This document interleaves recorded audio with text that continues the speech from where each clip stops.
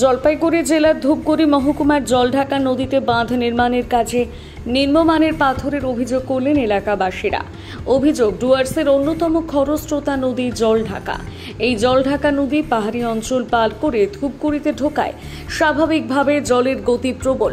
প্রায় প্রতি বছরই জলঢাকা নদীর সংলগ্ন এলাকায় বন্যা দেখা দেয়।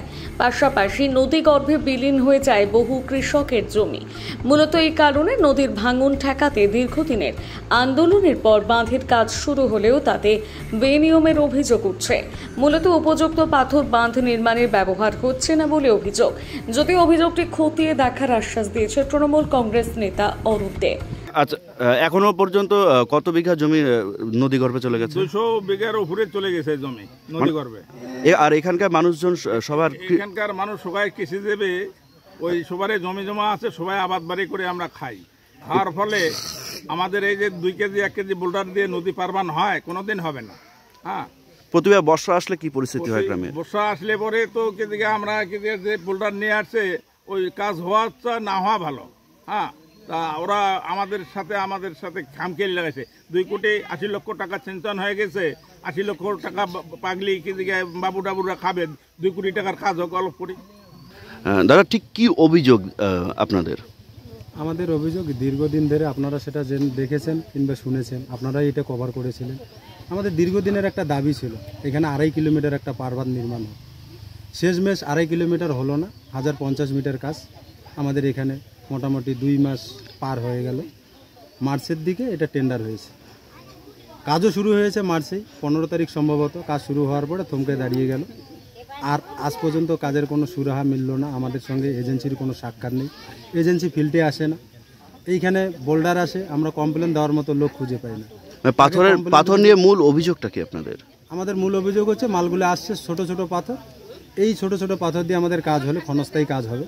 আমরা যেটা দীর্ঘদিন ধরে এত বড় একটা অভিযোগ করে আসছিলাম, যার ফলে আমরা কাজ পেয়েছি।